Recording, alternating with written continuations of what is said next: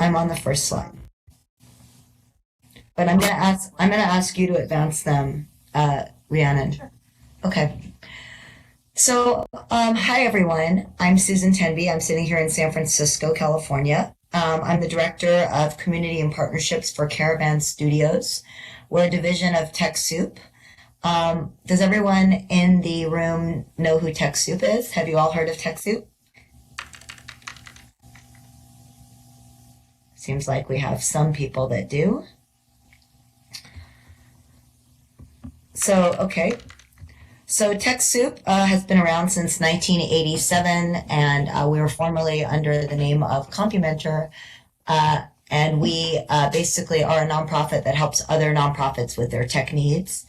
We are a nonprofit ourselves. We're in every country that you can do business in the world.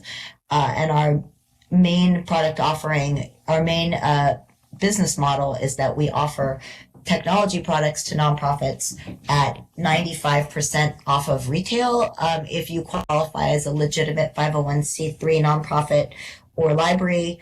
And then if you do, you can get software or hardware through us for usually 5% of retail, sometimes a little bit more, but usually that's about what it is. And you can find out more about that at techsoup.org. And that social enterprise funds the rest of our nonprofit. And Caravan Studios is the newest division of the organization. We've been around for about 2 years now. And I've been with TechSoup for 15 years, unbelievably. I was hired to launch the site, so been there a lot, but doing all stuff related to online community the whole time. And what I'm doing with Caravan Studios is I'm doing partnerships and I'm doing partnerships and community. So what that means is I'm the person that is connecting the software developers and the hackers out there and the people that are doing civic tech with the nonprofits that need their help. I'm also the founder of this community, the Nonprofit Commons and Second Life. Founded that, I think, about 10 years ago now. And we basically I'm just a person who kind of goes around and sees where communities could be connected and tries to make it happen through the infrastructure that is already in place. So I'm really grateful to have Joyce managing the community because she does a great job keeping everybody together. And I'm also the founder of an online community managers meetup. So pretty meta. They're a community of community managers called Online Community Meetup, and the hashtag's OC Tribe. And we meet monthly in San Francisco and have done for about 9 years now. We also live stream those. So if you're interested, if you're ever in the Bay Area, go to San Francisco Online Community Meetup and you'll find it, or meetup.com/OC Tribe. I'm also a social media consultant for nonprofits and small businesses. So that's a little bit about me, and that's my Twitter handle. And I talked to you a little bit about Caravan Studios. I'm on the next slide. And we build apps for social benefit. So we aren't really building apps for specific nonprofits. Instead, we're building apps for causes. The way we find out what the issues are by having community-centered design discussions with organizations. So the reason we even decided to have this organization is because we started going to hackathons and realizing that developers were building apps that they thought were cool, but they hadn't really talked to the nonprofits that they were building them for. So they might build something, for example, for a domestic violence service agency that doesn't account for the privacy issues that are important. So we decided that there needed to be a way that we talked to nonprofits, just having all the history of TechSoup. Since Compumenter, TechSoup's predecessor, has been around since 1987, we have a large community of nonprofits. According to the IRS, the nonprofit status, people that govern that type of thing, the 501(c)(3) status, we are the largest collector of nonprofit data in the world. I don't think I can stand by that statement. I'm not sure, but we certainly have talked to hundreds of thousands of nonprofits over the years. And there are well over 2 million nonprofits around right now. in the US. So we've talked to many of them. And actually in the world, I'm sorry. And so we realized that there are many, many problems that nonprofits face, but they don't even know how to talk about their problems because they're so close to the issue. So we have this 5-step process, which starts with generate, then goes to select, build, design, and use. And the generate process is where we bring organizations with similar missions into the room, and we ask them kind of what keeps them up at night. And so not kind of what is their tech problem, because they're just going to all say they need more money, but what gets in the way of facilitating their mission. And we go through kind of like what IDEO does, a design thinking session with similar organizations with similar missions. And then we figure out what problems are similar. That's the design and select phase. Then we group the problems. We figure out how those problems could be solved with technology interventions. And from there, we build the apps that we think can help them. So one of the first app that we built in one of our first exercises as Caravan Studios was talking to domestic violence agencies. We went to a bunch of conferences and went and had these design thinking sessions called generators. And we talked to domestic violence service agencies, and we realized that the problem was that we, and I'm on the next slide. The problem was that we discovered that there are tons of needs for shelter and not enough shelter beds.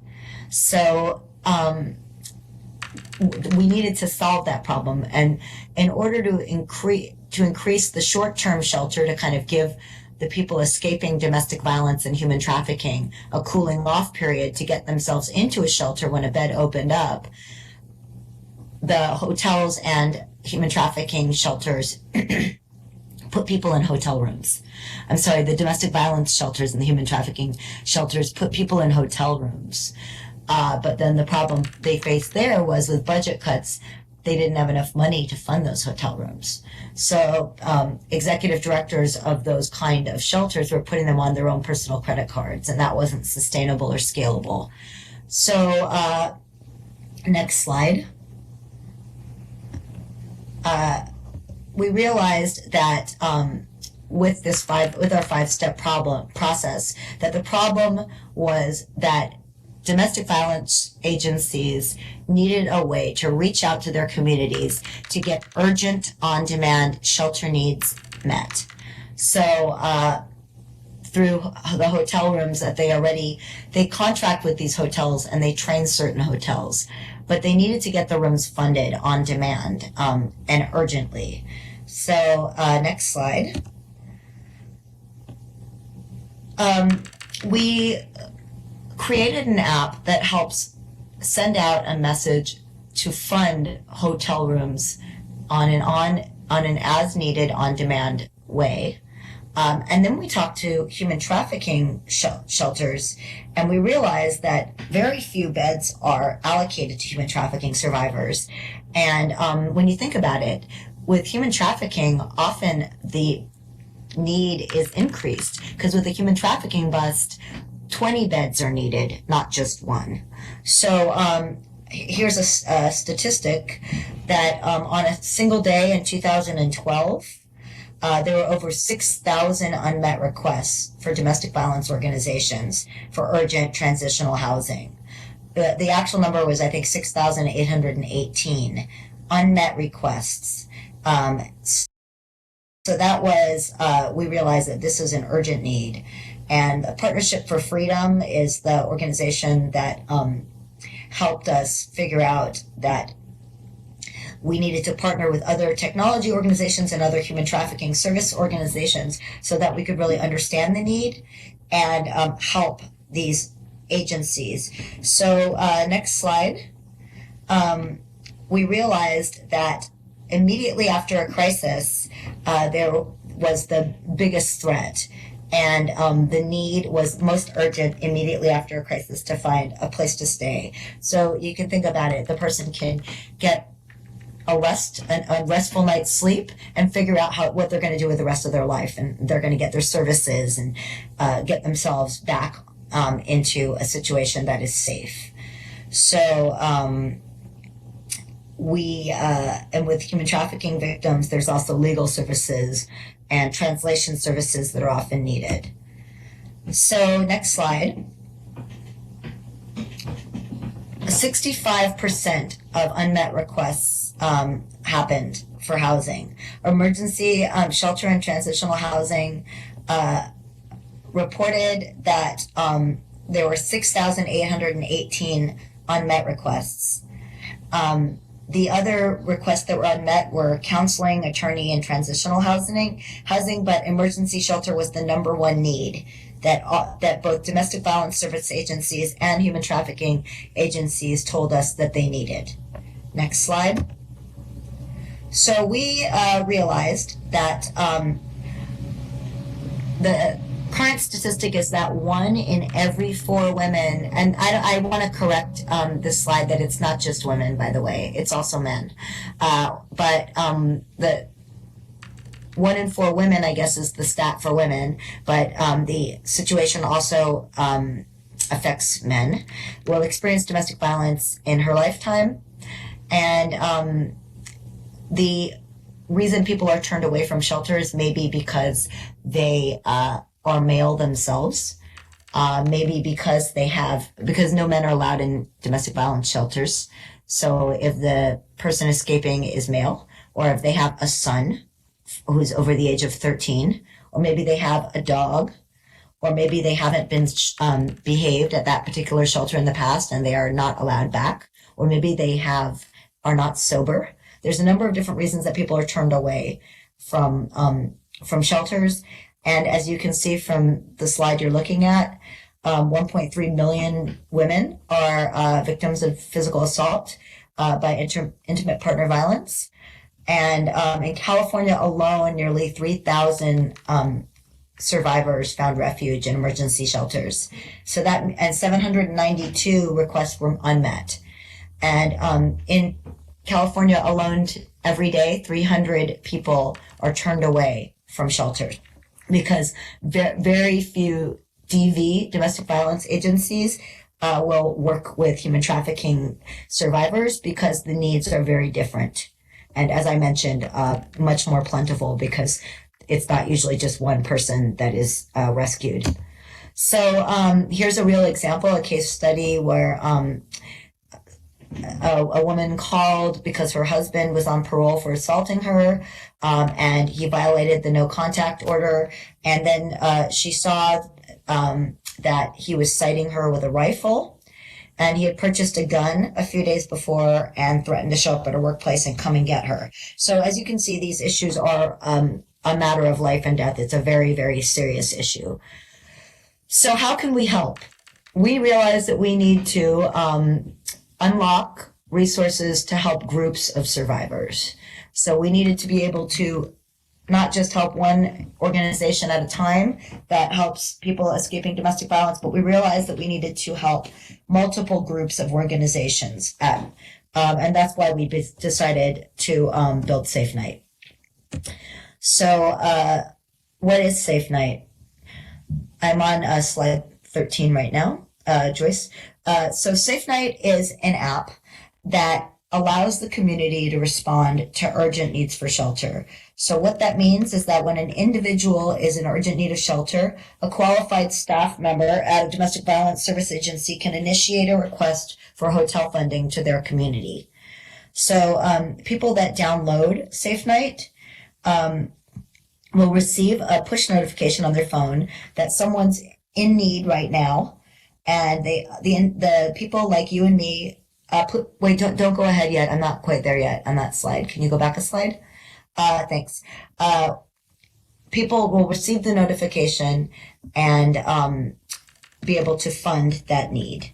So the hotel placements are flexible and serving a diverse population in a diverse area. And you don't need to be supporting a fund when there is no need. So the way it works is the need gets pushed by the agency, and the individual like you and me can fund the need. This is what it looks like. Go to the next slide, please. Okay, thank you. So this is what it looks like on the website. And as you can see, we're in all 3 app stores. And you can go there right now at safenightapp.org or after this presentation. I want to give you a couple numbers before we move to the next slide. So as of August 22, we had 158 downloads of the app, and 134 donations have been fulfilled. Actually, this is I have a more recent stat on this.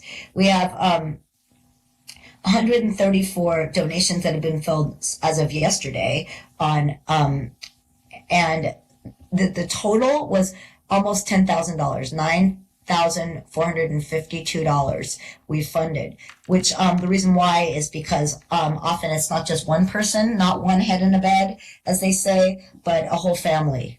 So it's just people like you and me. This is not foundations. These are individuals funding this. So really great work so far, but we have a lot more to do with this. Next slide. So the way it works, as I mentioned, is the individual donor downloads SafeNight and creates an individual profile. So in the same way that you do with many other apps, you kind of create a password and you associate it with your PayPal account. And then you just carry your phone like you would and live your life like you do with your phone. And then when the organization in need has a need, when you set one thing before I go there is that when you set up your profile, you'll be offered a shelter near you. So you'll be offered to choose the shelter that you want to that's nearby. So that's kind of keeping it local. If you want to choose a different shelter in a different area, that's okay too. And yes, Gentle, just to answer your question, it's about $70 per room, but it's averaged because in San Francisco, hotel rooms are much more expensive than in Boise, Idaho. So it's an average. But you you choose your hotel, and you choose your agency. And if you don't know what agency to choose, they show up the one that's closest to you. And a case manager from the agency will decide whether a hotel is appropriate for the case. So you never have contact with the person escaping the incident, and you actually don't really have contact with the agency either. It's very anonymous, and all that gets put out to you is that there is a need right now. So the donor receives an alert, and you have an opportunity as a donor to pay for a hotel room via the donation requested by the organization. All right, next slide. So just going through what I just said, just the steps. So you download the app, you connect with, when you create your profile, you connect with the agency that you want to be kind of your token agency. The individual in need contacts a support number and gets connected to an agency that says, I need help. The agency will associate the survivor with the hotel room. The individual in need just gets a push notification that says, hey, there's a need right now. Will you fund it? And you get to fund it. And you get to save a life. So it's pretty much how it works. So this is what it looks like. Next slide. Next slide, please. Thank you. So this is what it looks like for you. Here is your profile. And next slide. Then once you create it, you get this confirmation. And next slide. This is what it looks like when you get a request. It's pretty, it can be pretty alarming, just to kind of put it out there and warn you guys. It can be alarming because you know that this is a real request. This is not just an organization asking for donations to help their capacity building. This is actually, these are only sent out when there is a need. So it's pretty important stuff. It's very, not that capacity building is not important, obviously. TechSoup is a capacity building organization, but these alerts are real. So you'll get a request saying there is a need, amount to donate. Let's say it's $77. Next slide. If you say, yes, I will, it'll be, it's going to say, we're going to connect you to your PayPal account to the tune of $77. Next slide. And that's what it looks like. And then you just pay it as if you were buying something on PayPal, and then you return to SafeNight. That's it. Next slide. So the safeguards, the reason why this is helpful to organizations is that the agency remains in control of the placement process. It isn't left up to anyone who isn't intimately familiar with the needs of survivors. And the donor pays for the hotel room by making the donation to the organization. So the individual in need doesn't ever interact with our system and has no personal information in our system. So that's a really important privacy safeguard. And doesn't ever interact with the donor. The donor doesn't know who it is. And that's important for anonymity's sake, so that the person escaping the incident remains safe. And only vetted organizations and case managers are even in our system. So there's no chance of somebody pretending to be an agency. We do very, very rigorous control and interviews with the agencies that want to be involved before we even let them in the system. Next slide. So the impact. Next slide. The goals of SafeNight are obviously to reduce incidents of domestic violence, and to increase the amount of emergency shelter that's out there, and to increase the amount of the donor pool. A lot of these agencies are so busy saving lives and helping people get out of these situations that they don't have time or budget to market themselves. So that's where we come in.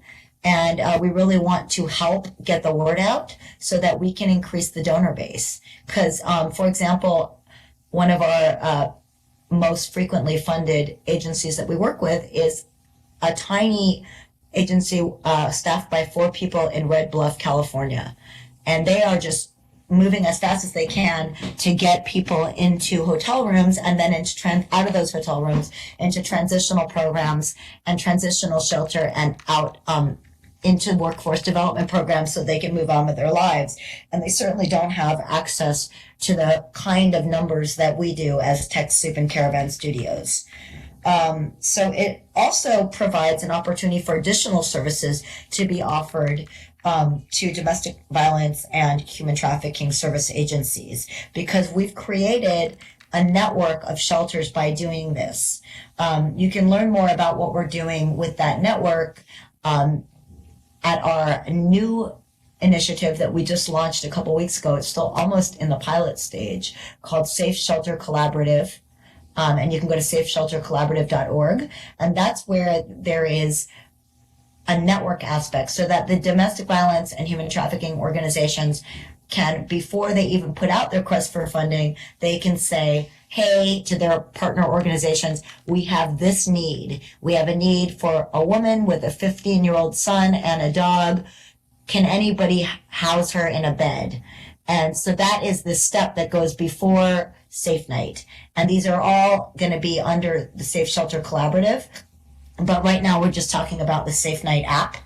But anyway, it's given us this increase of data. So that helps the National Network to End Domestic Violence to kind of know accurate numbers of people that are actually in these situations, so we can increase services. And also it gives us, as I mentioned, an opportunity to help these organizations be an active and actionable network. Next slide.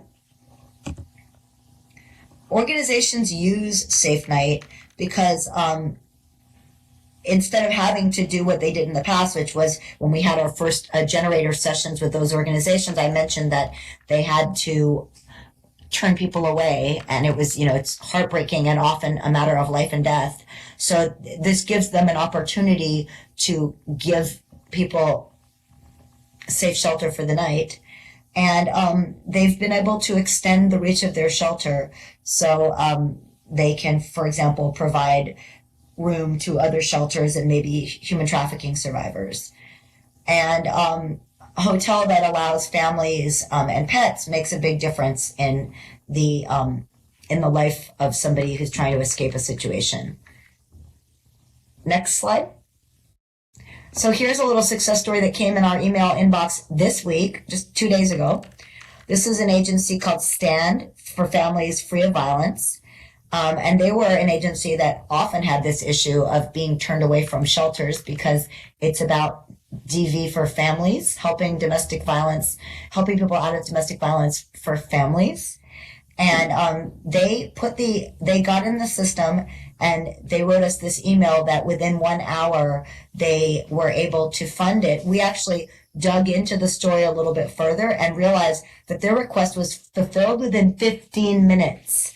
So quite amazing that within 15 minutes, this agency was able to receive their first donation. And we actually dug in a little bit deeper and realized that an entire family was housed in a hotel room that night within 15 minutes of the request. So really powerful stuff. Next slide, please. So in closing, how you can help. First of all, please put SafeNight app on your phone. Sign up to be a donor. Just a second, please. Sorry about that. My water was running. So sign up to be a donor. So put SafeNight app on your phone, and you can make, as soon as you sign up to be a donor and associate yourself with a shelter, you can make a tax-deductible donation that is direct and timely. And all of the donations go towards safe emergency shelter in the form of a hotel night or a motel night. And think about this as your thing to do in the season of giving. Get the word out. So you can share SafeNight with your network. That would be very helpful for us. If you can mention at SafeNight app on Twitter and mention it on social media, send out this link to people in your email lists, etc. If you have a giving circle, that kind of, I remember that we had a member of the NPC, Randy, I believe was her name, and she was part of a Giving Circles network. If you're associated with the Giving Circles network, get the word out. And if you are kind of part of a junior league or other kind of network of professional women, people that want to help survivors of domestic violence in general, we would be very happy to connect with them and present to them. Or you can tell them yourselves. I'm happy to give a presentation to anyone, but really the goal is to get more donors giving to the app so that the requests aren't going to the same pool of under 200 people. And next slide. Here is all our contact information. I would love it if yes, Annika was her avatar name. Her name was Sandy something. I can't remember her last name.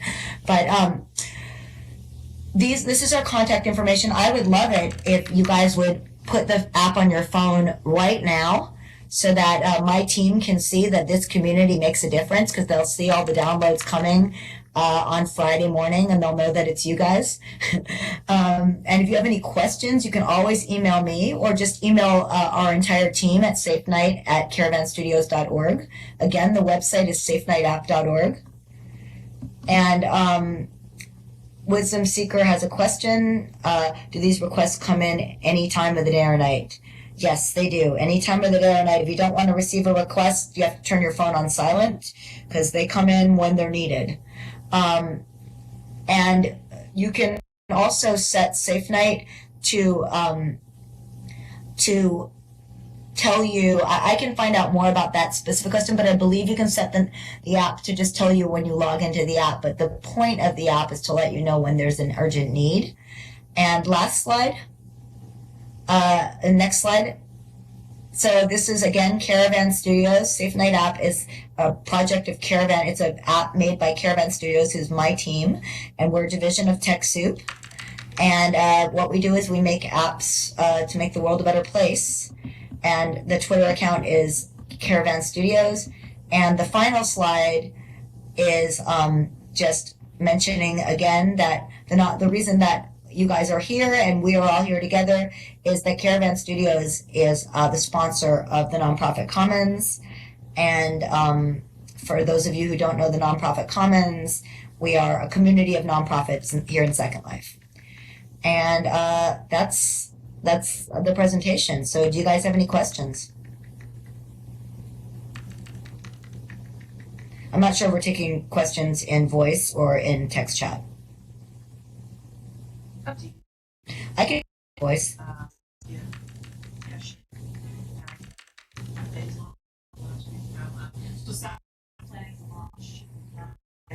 Yes, we are. But right now we're trying to get the United States completely scaled, and then we will probably within the next year.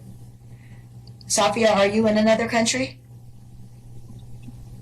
She's in the UK. Oh, you're in the UK. Yeah. I wasn't aware of that. Yeah. So I will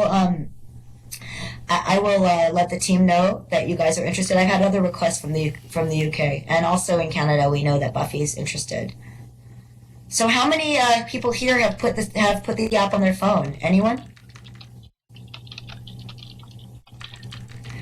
Nova's saying, what about in the case of larger animals? Oh, okay, Cheyenne does. Serene, that's 2.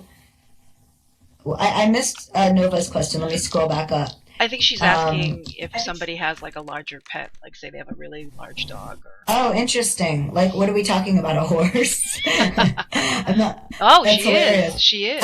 Really? Well, I don't think that people usually. That's a good question. I don't know if we've never had that request.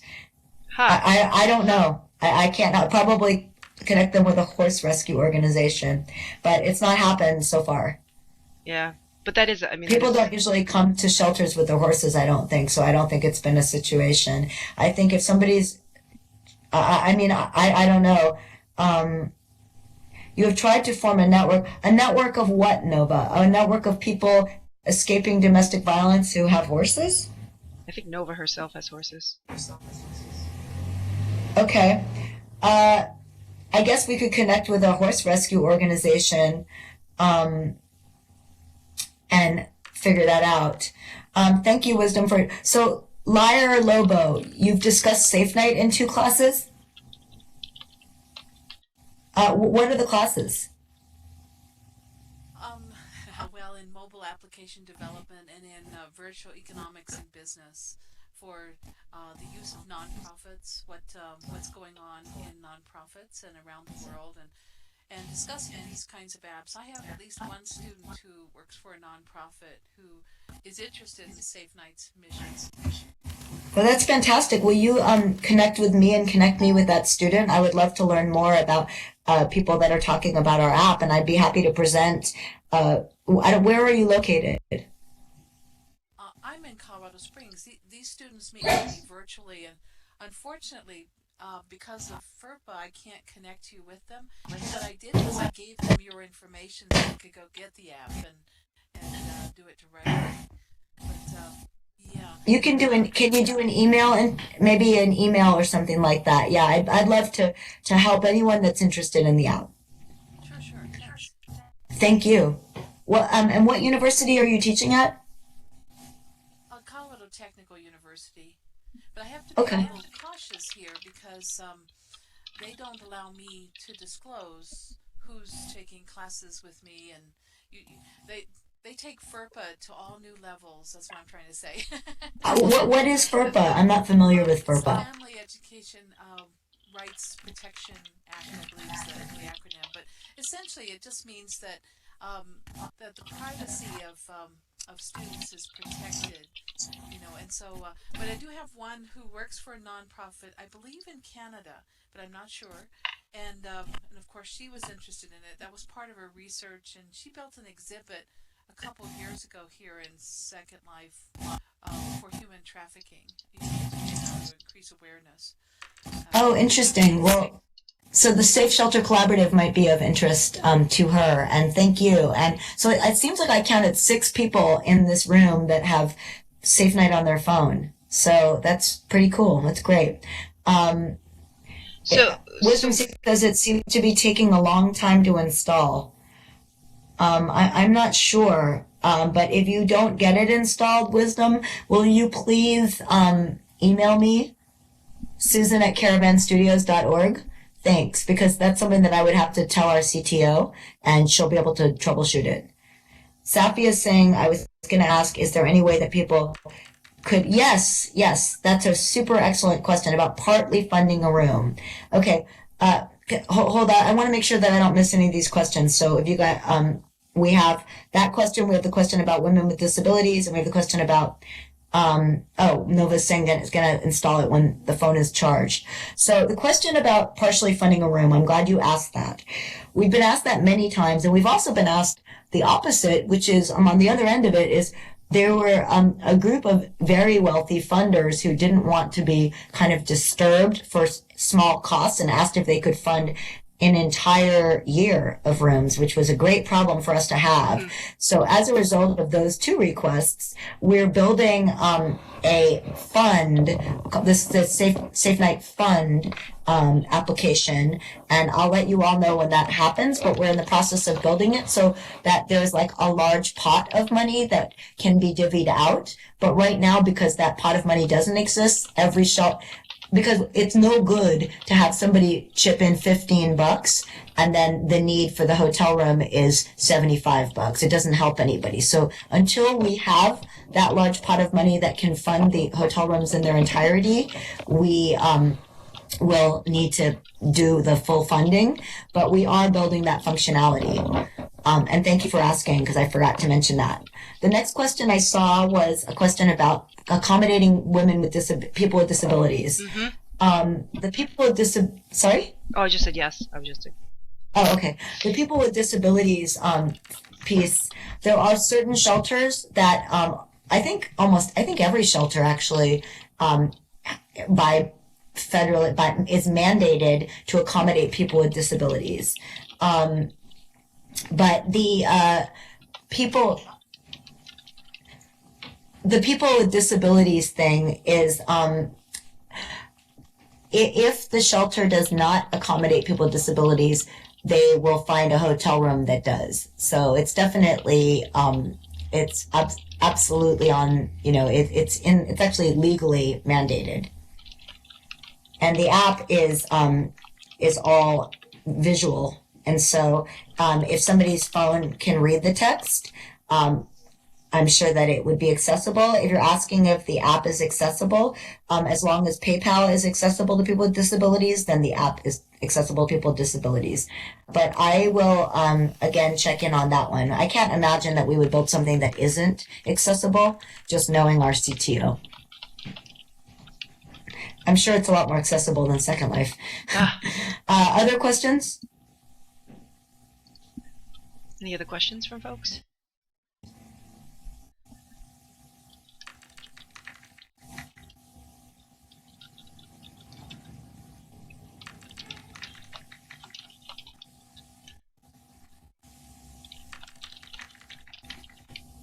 So you had said before the idea that this is all coming under the umbrella of kind of these SafeNight, various things that are connecting together. So you mentioned before we made the jump, the stuff about Nepal and working with them with their trafficking. You obviously the Safe Shelter Collaborative, and then this fund as well. Like, what's the larger plan? I guess is it continue to build out this domestic violence and trafficking resources, continue to build off of it?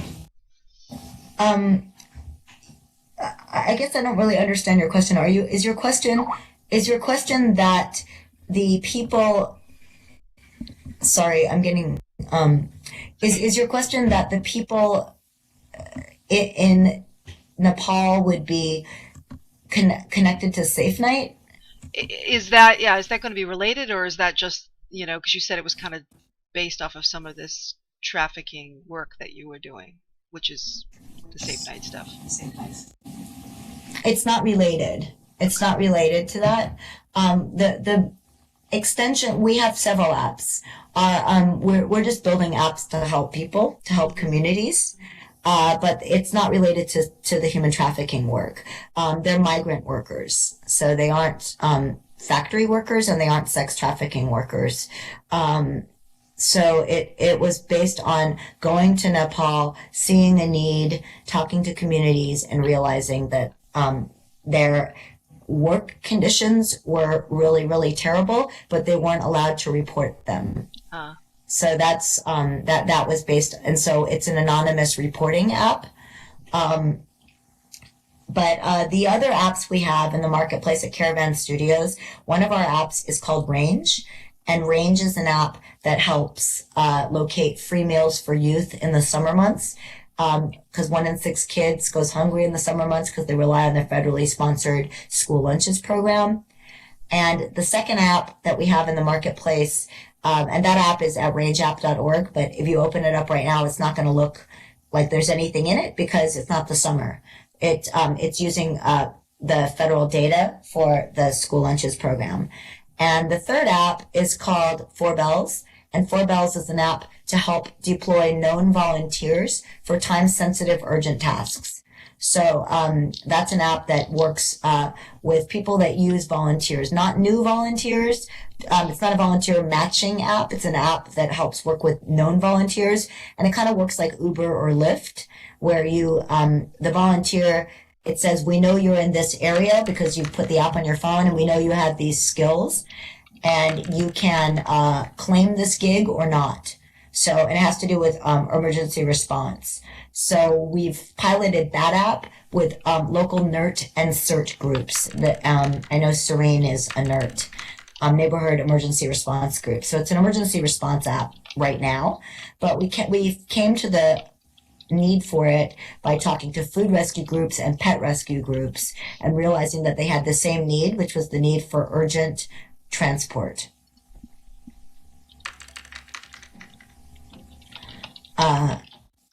So any other questions? So any other questions for Susan? I saw a nod. Oh, the nod was just a nod of understanding. Okay. How big, Serena asks, how big can you grow this? That's a really interesting question. You know, we'd have to build out our team. We'd have to build out our team of developers. We have a very small team of developers. We have 2 in the US and 2 in Hungary. They're a Hungarian team called JStack, like haystack with a J, J-A-Y stack.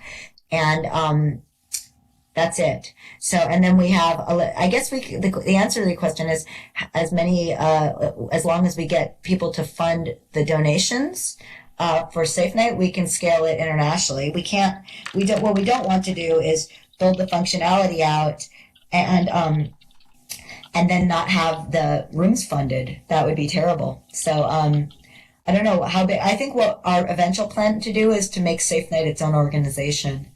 But that's not to be tweeted, not to be publicly released, because that's an assumption on my part, and it's mumblings internally, but it hasn't happened yet, and we aren't anywhere near that. We have 3 apps, and it's really hard to get people to use apps. As you know, there are millions of apps in the marketplace. Nova says that you're PR for your emergency response group.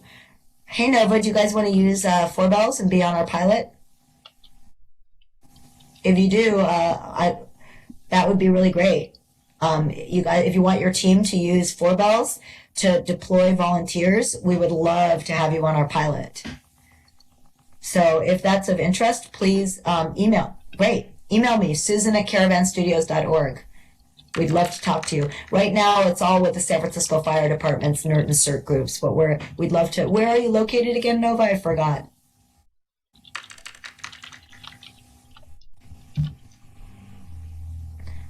Pennsylvania. Fantastic. We'd love to talk to you. Okay, I'm aware that we're approaching the end of the meeting, so are there any final questions?